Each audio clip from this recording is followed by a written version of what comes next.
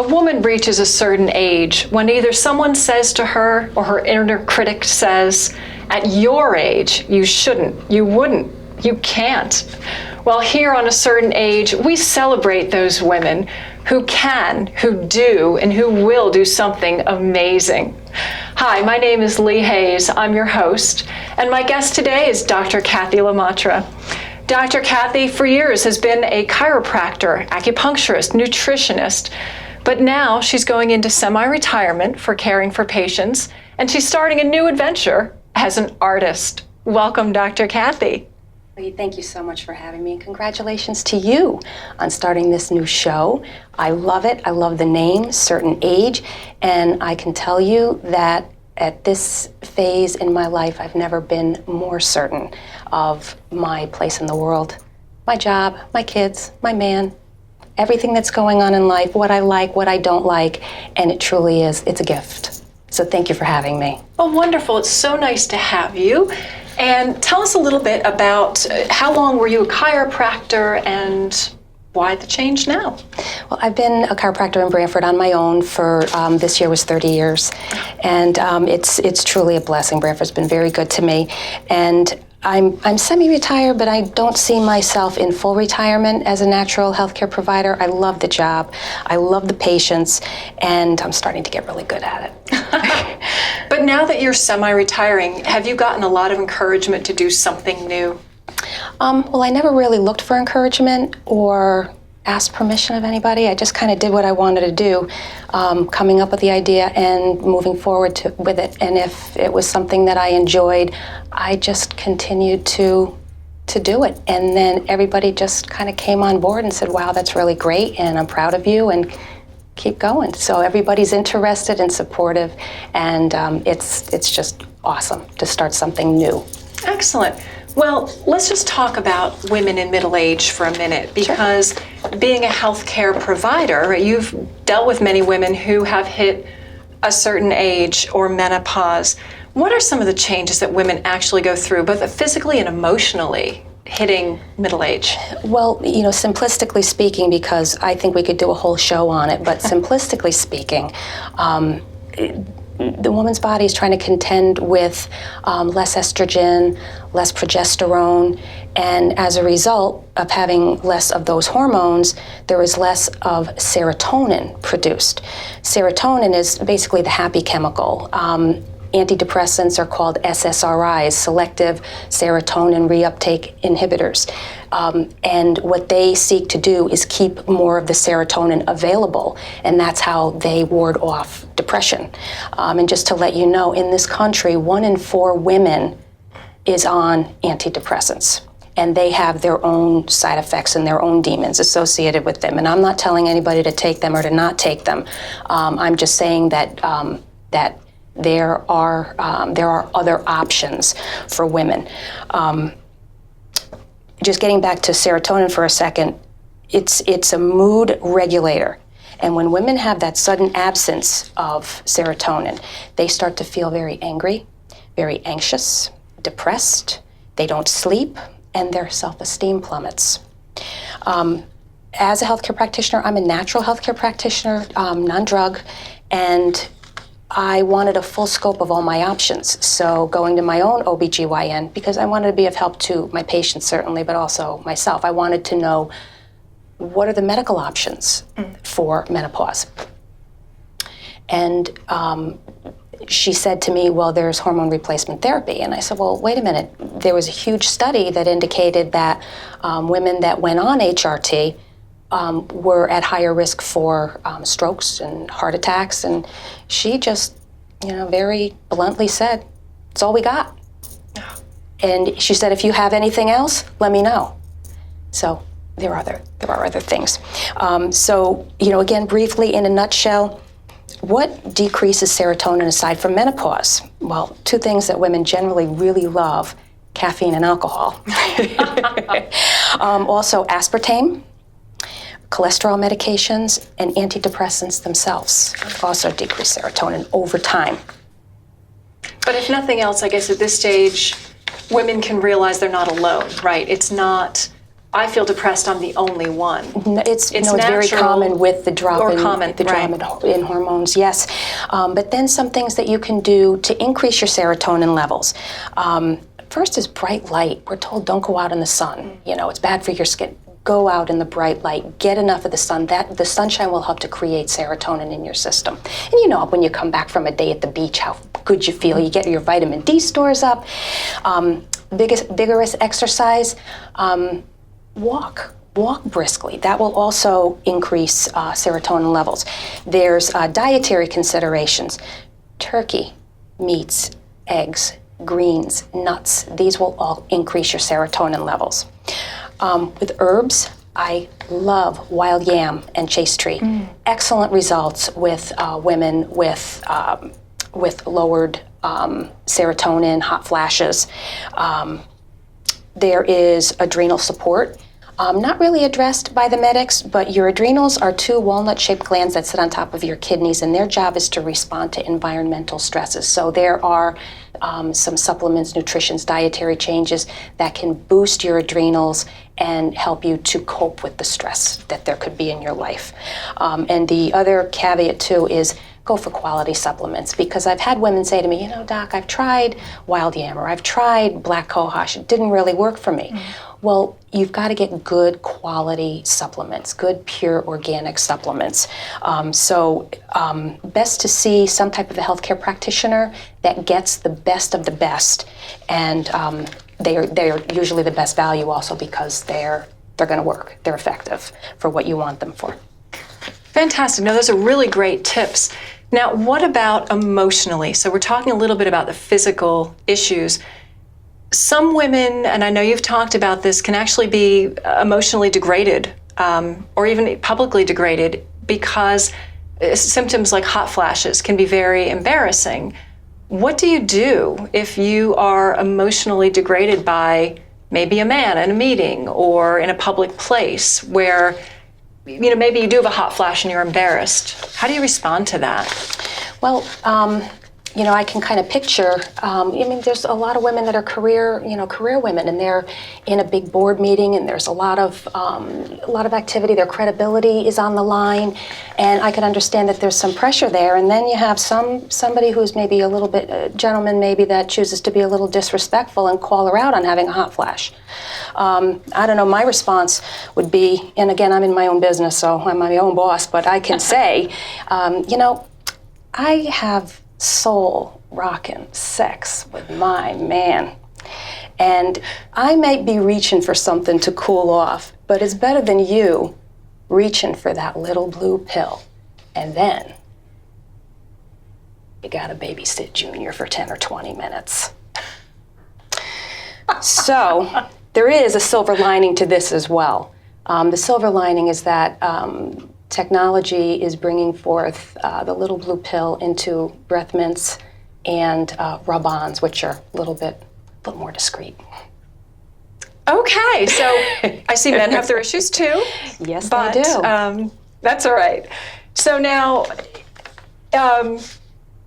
what should women, is there anything they should say or do? Is there anything that a woman should respond, or I don't know, maybe she shouldn't say anything, but what do you feel? Well, I just said what I would have said. What would you say? All right.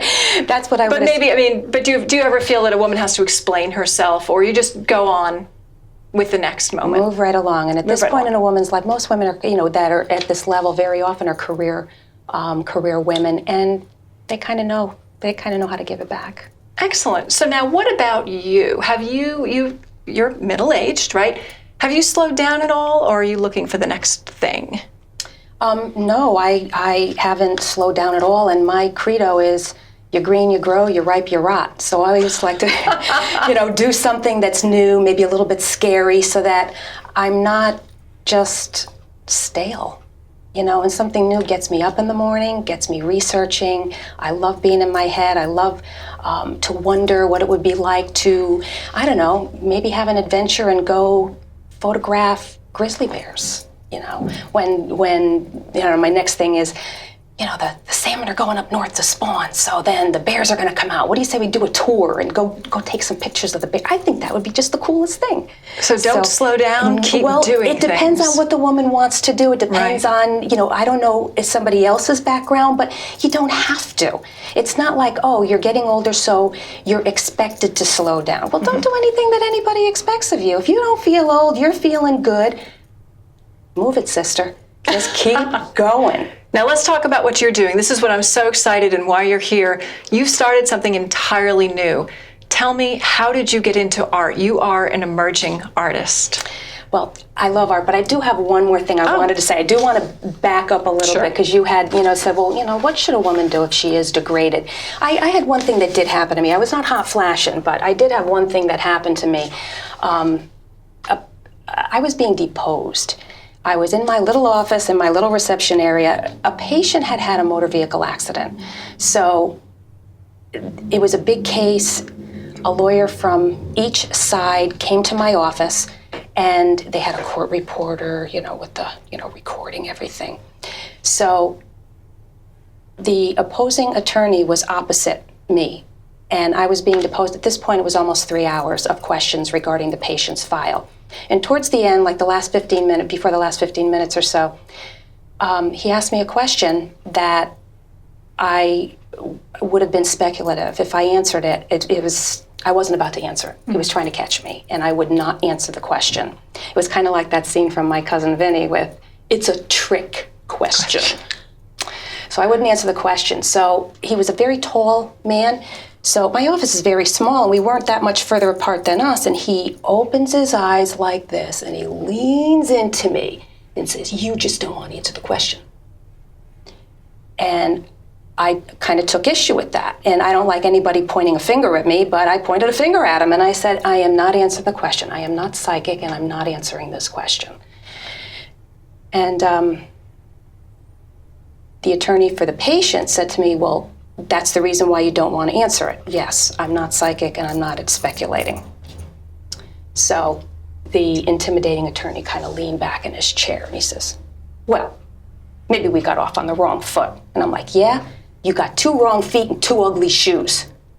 Well, he almost fell off the chair. He's what's wrong with my shoes?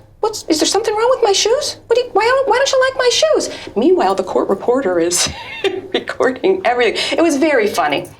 And then even after the deposition, he said to me, you really don't like my shoes? What's wrong with these? So it was very cute. And a couple of years later, a family member with my same last name came across his path, and he said, are you related to Dr. Cathy Lomartra? And she says, yeah. She didn't like my shoes. So I guess the moral of the story with this is, if a man chooses to be disrespectful, I'm sure that he probably has his own insecurities, and maybe somebody needs to let him know that he needs to gain a little bit of respect. I like it. Thank you. Excellent. All right. Now we're going to move on to art, moving on to art. Because you are an emerging artist. Yes. And I really wanted to start with what looks like part of our set, but it's not. You handmade this vanity table, which I think is amazing. Yes. So tell us about the table. Thank you. Where did you get the inspiration for this, and how did you do it? Well, this is actually my 3rd piece of furniture. My 2nd piece of furniture was a console table that I handmade for my older daughter who moved out, and I wanted to give her a housewarming gift, and I made it for her. And my 2nd daughter came and said, well, I never got a vanity. I'm a little salty. I'm like, I didn't even know what salty meant, but salty? Didn't sound good.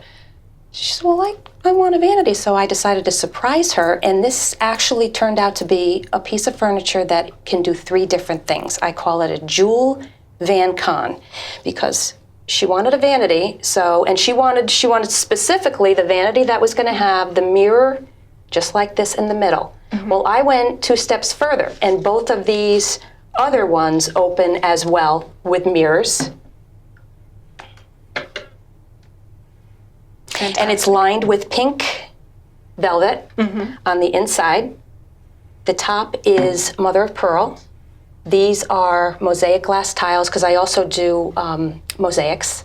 And the Handles are onyx and rose gold, and I designed the whole piece, and she absolutely loves it. And I know that my kids are going to be treasuring these and passing them down. So it meant a lot to me to have something that I'm thinking down the line my grandchild is going to have and say, my grandmother made this.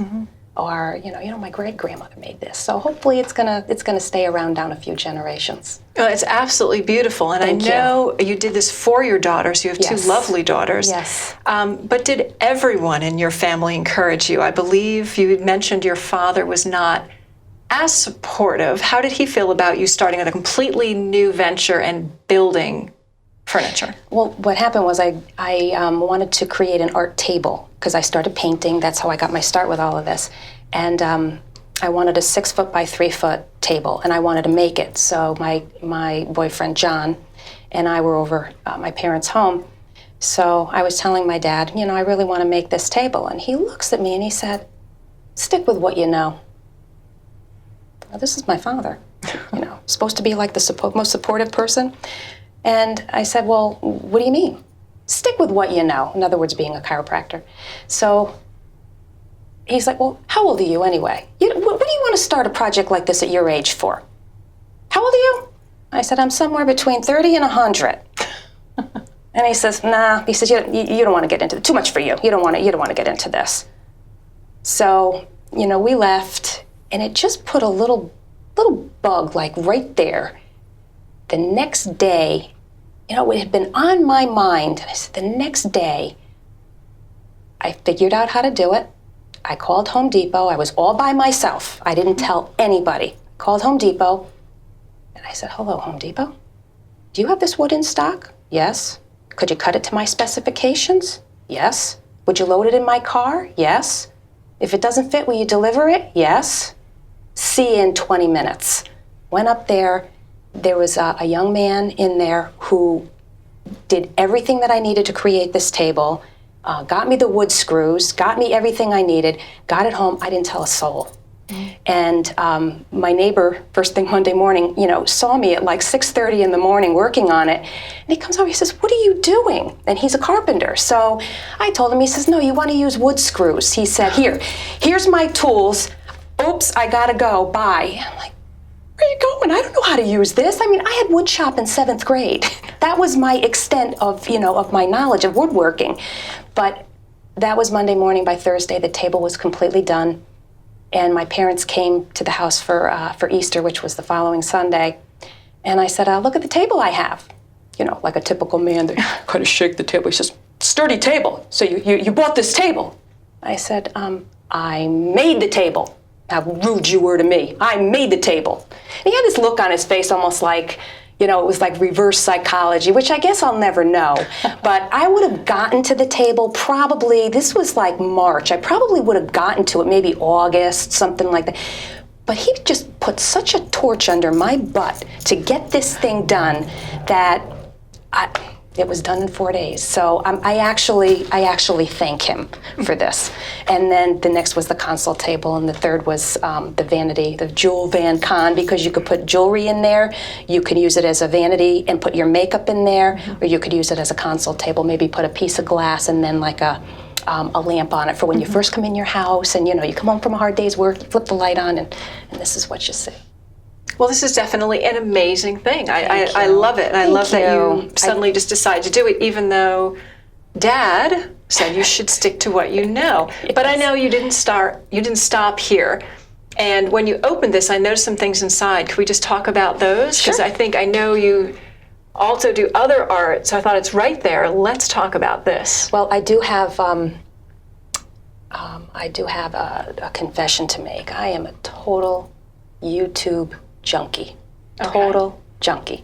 There are people with such extraordinary talents and abilities and creativity, and they share their knowledge, which I'm so grateful for. And I've just seen other artists and what they do online on Instagram or on YouTube especially, and I just learn from them. And it's easy. I just kind of do what they do. And this is called I love my vintage crystal. So I went out and found vintage crystal like this, and these are called acrylic pours. So I'll put the paint in, the different colors that I like, and then I use something called resin, epoxy resin. It's clear. It's a clear coat with sparkles in it, and I don't know if the camera can pick that up, but it's sparkly. I've got a couple of them that are here. And look at this one. Yep. And I love the ocean. I love the sea. I was just going to say, it looks like, I feel like I'm looking at a seascape. Yes. I definitely feel the ocean in that. That's just beautiful. Thank you. And they're really trinket dishes for, you're at the sink and maybe you're washing dishes and you don't want to have your rings on, so you put your rings in there. Because I noticed that with sometimes I'll go to friends' homes, they'll be leaving their jewelry all over the place, and it's like, you can't do that. It's going to end up in the trash can down the drain. So it's a nice little thing to have, just to have a place to put it. Beautiful. Just beautiful. And I know you didn't stop here. So you're building furniture, you're creating trinket dishes, and then you started painting. Now, before I show your paintings, how did you learn to paint? Well, the reason why I did start was because for many years I've learned how to cook, and I got very good at it. But I would make a lot of food. I mean, a lot of food. I mean, once it starts snowing, I think food. And there's football on, or there's movies on, like on the weekends in the afternoon. You're kind of stuck in the house, so I just cooked up a storm and would eat. So I wanted to do something new and different. So on YouTube, Bob Ross, who he's been passed for almost 30 years, but I think he's more popular now than ever. There's over 500. Bob Ross is so popular. Love him, love him. And I just kind of scrolled, for whatever reason, I just kind of scrolled through his videos, because his Joy of Painting, all of his videos, I don't know how many seasons are on YouTube in their entirety. So I found a painting that I thought I could do, and I literally just went and bought one canvas, a little bit of black paint, a little bit of white paint, a foam brush, and a regular brush. And just would stop, rewind. But I had a finished product, and my family loved it. John loved it. Kim and Nicole loved it. And I was so terrified, but I put it on Facebook. And the comments, the feedback was so positive. And you did that? That's your first? Really? You did that? It was so positive. It's like, oh, I did that. So then before you know it, I have the center island in my kitchen with permanent easel and just the black, the white, a couple paintbrushes. But then before you know it, I'm spreading to the counter, I'm spreading to the table, there's paint all over. And then within 3 months, I looked at my daughter, I said, I need a studio. I'm going to turn the front room that nobody uses into a studio. She's like, thank God, because everything was spread all over the place. So cleaned out the kitchen, put everything in the room, and I have my art table, which I created then, and then put everything in that room, and now that's my place, and that's where it goes. But anybody can do this, and if somebody wants to paint, and I will tell you, in Brantford, I'm fourth generation in town. Brantford, when I was growing up, used to have the businesses would offer their store windows on Halloween, and we would be able to go. They went to the schools and said, okay, whatever business, here's the store window, and you get to paint it. Well, me and a little girlfriend, we're talking like 6, 7, 8 years old, for a couple of years could go paint the window. Oh my God. And there's no pictures of the store windows, probably for a reason. So it kind of implanted back there, I can't paint. I found myself saying, I can't even draw a straight line. What am I thinking about painting? So anybody that's out there that thinks, oh, I can't, there's no way I could do this. There's no way, I know, they can do it, right? They should be encouraged to do it. But you know what, you just go for it. Nobody has to see it. People will be amazed. I'm amazed with what's coming out creativity-wise. And I need to show that now. So I know you are amazed. I'm amazed by what you've done. Thank and you. I love your story about Bob Ross and starting there. But I just want to show a couple paintings of yours that I love. But this one is just my favorite. So here you are, an emerging artist, and you did this, which I think is just stunning. Thank you. This is my Eastern medicine woman. Yeah, and we have just a few minutes left, so what I'd love you to do is just tell us real quickly about this, and tell us about the art show that you had, because part of what brought you here is not just that you paint and you put it on Facebook, but you had an art show already. Oh, my first year painting, literally my first painting sold in 2.5 months, and I sold 25 paintings my first year with 5 commissions, with people saying, I really like that painting, will you paint that for me? So talk about encouragement. It's like, gee, maybe I really am good. And then, and this is why I'm saying, if this, in at my age, for this to start now and to be selling paintings, that's yes. amazing. And so this is the first like official online class I am taking that I paid for. It's an intuitive painting class, and it's again, it's just it's a skill. That's all it is. It's like nobody knew how to write their name. You don't come into the world knowing how to write your name or to walk or do anything for that matter. They're skills that you'll learn. If you can learn how to write your name, you can learn how to paint. And you just find what you love to do. And I love landscapes. I love women. This is called the art of allowing, and this is the divine feminine. So this is what I'm painting now.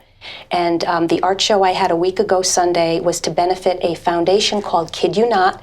Sally McVeigh McCartan started this foundation. She gave a kidney to an acquaintance, and nobody helped her financially. So she started a foundation to assist living organ donors. So I sold, out of 21 things I brought, 6 sold, and 100% of the proceeds went to Kid You Not. Oh my goodness, Yes. that's great. So I just wanted to show this one too while you were talking about your art show, that this is just another beautiful, beautiful piece. Again, the divine feminine. She is Twilight, she is Twilight Moon, Wind Dancer, and she is carrying a bouquet of flowers.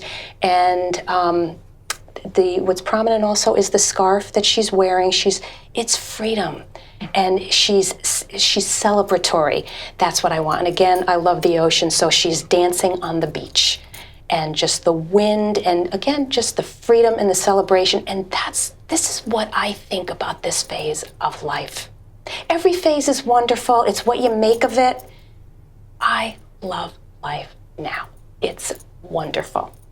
It's a wonderful age, right? Your children are grown. Yes. You have freedom to do what you want, Yes. and look what you have done. Yes. I think this is just wonderful. Let me just put this down. So congratulations on your art show and your art. Thank you, Lynn. Just tell me, what is your next project? I just want a little glimpse of the future. Are you working on something now, or are you considering another piece of art? I am. The next one that I make is going to be a light gray. I'm probably going to just have one going at a time, but painting is almost every single day, and travel.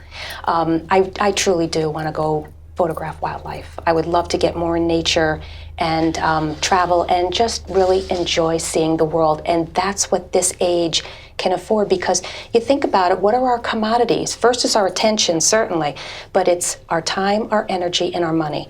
That's our commodities. And at this phase of life, I'm very blessed, I'm very thankful, and I'm breathing.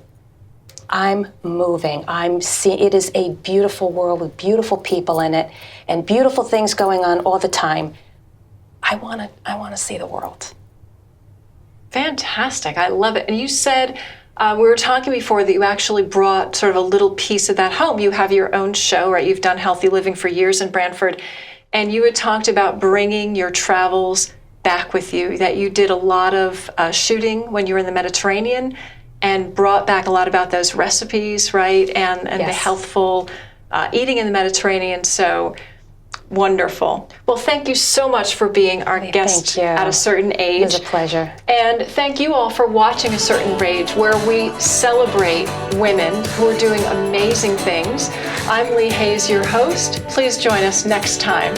Goodbye.